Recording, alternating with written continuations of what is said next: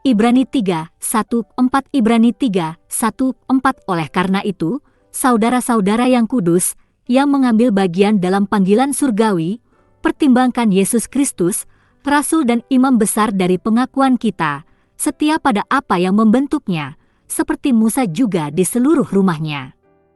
Karena dia dianggap layak mendapatkan kemuliaan yang jauh lebih besar daripada Musa, betapa jauh lebih terhormat daripada rumah yang dibangunnya.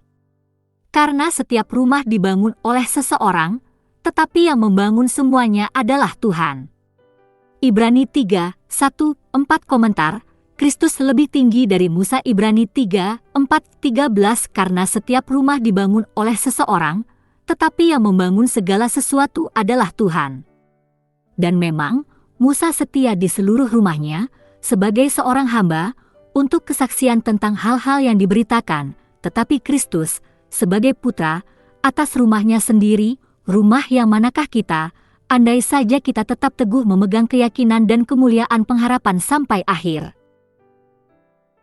Oleh karena itu, seperti yang dikatakan Roh Kudus, hari ini jika kamu mendengar suaranya, jangan mengeraskan hatimu seperti dalam provokasi pada hari pencobaan di padang gurun. Di tempat ayahmu menguji aku, membuktikan aku, dan melihat pekerjaanku selama 40 tahun. Oleh karena itu saya marah dengan generasi ini, dan berkata, mereka selalu berbuat salah dalam hati mereka, dan tidak mengenal jalan saya. Jadi saya bersumpah dalam kemarahan saya bahwa mereka tidak akan memasuki peristirahatan saya. Berhati-hatilah, saudara-saudara, agar tidak pernah ada di antara kamu yang jahat dan tidak setia hati, untuk menjauh dari Allah yang hidup. Sebaliknya, menasihati satu sama lain setiap hari, selama itu disebut hari ini, agar tidak ada di antara kamu yang menjadi keras hati karena tipu daya dosa. Ibrani 3:4-13 Pertanyaan diskusi dalam ayat 3:1-6 Islam melihat Yesus hanya sebagai nabi lain. Dalam hal apa Yesus jauh lebih dari seorang nabi seperti Musa? Baik dalam hal apa yang dia lakukan dan siapa dia? Ayat 3:6 Keberanian dan harapan, apa yang dibanggakan orang Kristen di sini? Mengapa klausa bersyarat? Apakah ini menyiratkan bahwa seseorang dapat kehilangan keselamatannya? Dan apa yang ditahan? Apakah Anda sedang melakukan ini? Pertanyaan ini muncul kemudian di bagian ini juga di pukul 3:14 dalam ayat 37 orang Kristen macam apa yang dapat disamakan dengan orang yang mengembara dan mati di padang gurun bersama Musa? 1 Korintus 10:1-14 Mengapa kurangnya kepercayaan pada janji Allah lebih merupakan masalah rohani daripada masalah intelektual? Yohanes pukul 3:19 Dan inilah hukumannya, bahwa terang telah datang ke dalam dunia, dan manusia lebih menyukai kegelapan daripada terang, karena perbuatan mereka jahat.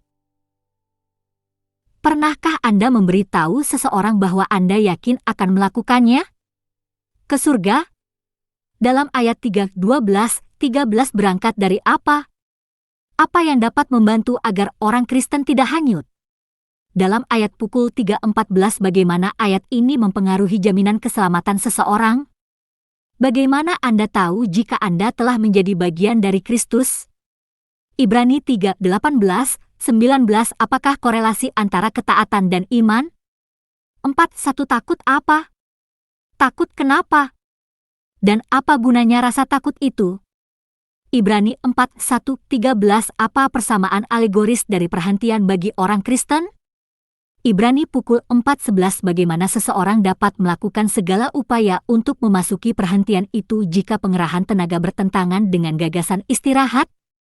Ibrani pukul 6:12 Jangan sampai kamu menjadi malas, tetapi menjadi pengikut orang-orang yang karena iman dan kesabaran mewarisi janji-janji itu.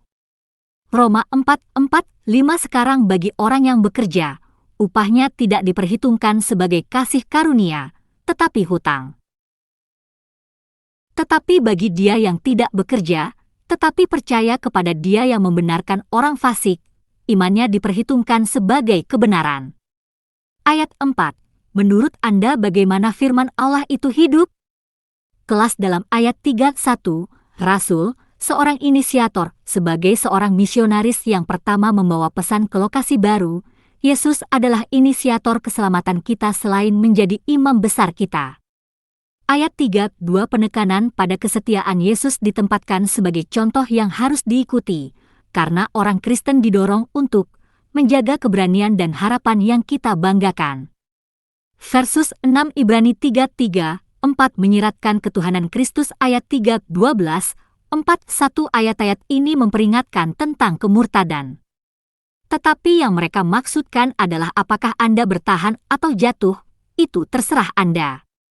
Yang juga tersirat dalam pukul 4:11 yang memerintahkan Anda untuk rajin masuk ke dalam perhentian itu. Oleh karena itu, masuk ke dalam perhentian sebagian merupakan fungsi dari usaha Anda. Dan Anda perlu melakukan usaha itu. Bagaimana jika orang tidak punya pilihan dalam pemilihan pribadi mereka oleh Tuhan?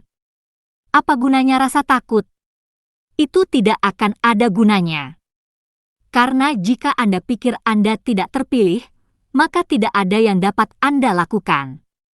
Tetapi Anda melihat bahwa gagasan seperti itu tidak sesuai dengan ayat-ayat ini. Begitu juga yang tidak sesuai dengan ayat-ayat ini adalah anggapan mutlak bahwa Anda telah diselamatkan. Ya, sekali selamat tetap selamat, tetapi apakah Anda diselamatkan masih bisa diperdebatkan jika sebenarnya ada sedikit korelasi antara iman dan perilaku Anda. Dia yang bertahan sampai akhir akan diselamatkan.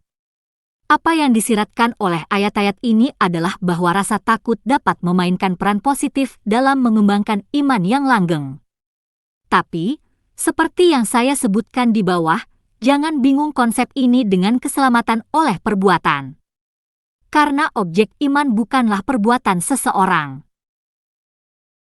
Iman itu sendiri tidak pengakuan iman Tuhan Yesus Kristus. Saya mengakui dosa-dosa saya, dan saya bertobat dari dosa-dosa saya, dan saya mengakui Tuhan Yesus Kristus sebagai satu-satunya dan cukup juru selamat hidup saya, menulis nama saya dalam buku kehidupan. Roma 10:9 Jika kamu mengaku dengan mulutmu bahwa Yesus adalah Tuhan dan percaya dalam hatimu bahwa Allah telah membangkitkan Dia dari antara orang mati, kamu akan diselamatkan. Roma 10:9.